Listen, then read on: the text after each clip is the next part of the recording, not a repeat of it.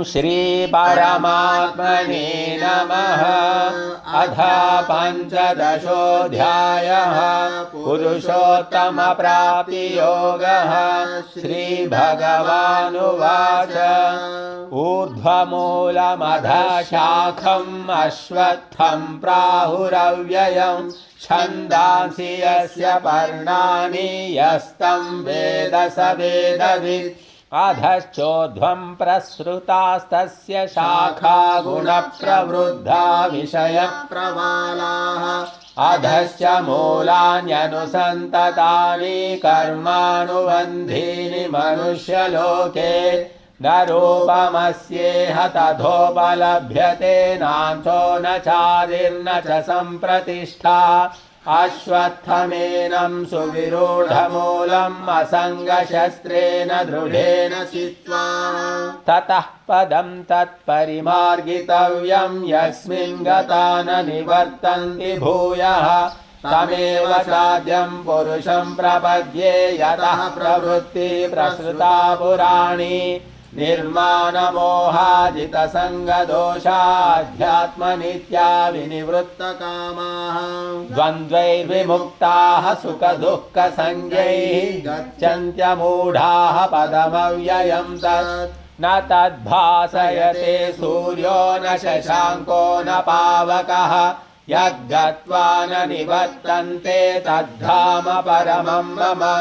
ममैवांशो जीवलोके जीवभूता सनातनः।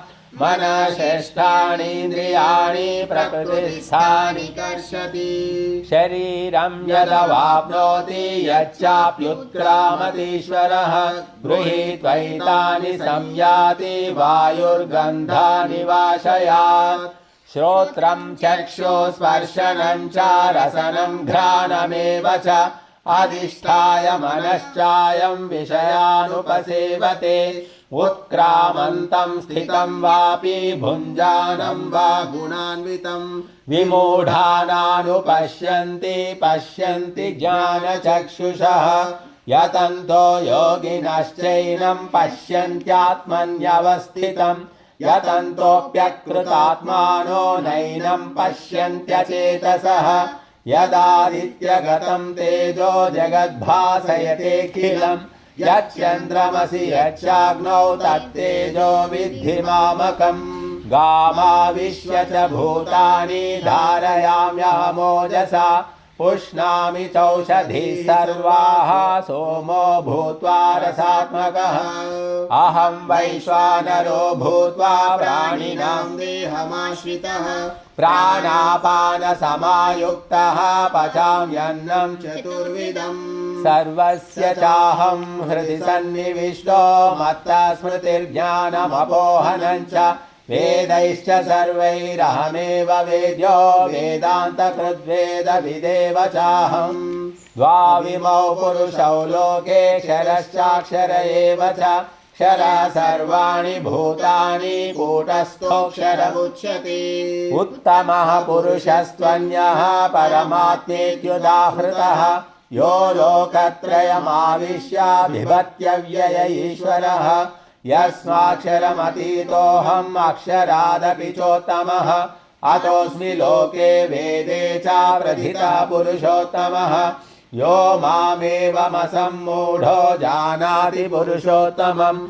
स सर्वविद् भजति मां सर्वभावेन भारत। इति गुह्यतमं शास्त्रम् इदमुक्तं मया नघ। एतद्बुद्ध्वा बुद्धिमान् स्यात् कृतकृत्यश्च भारत। ओम तत्सदिति श्रीमद्भगवद्गीतासूपनिषत्सु ब्रह्मविद्यायां योगशास्त्रे श्रीकृष्णार्जुनसंवादे पुरुषोत्तमप्राप्तियोगो नाम पंचदशोऽध्यायः।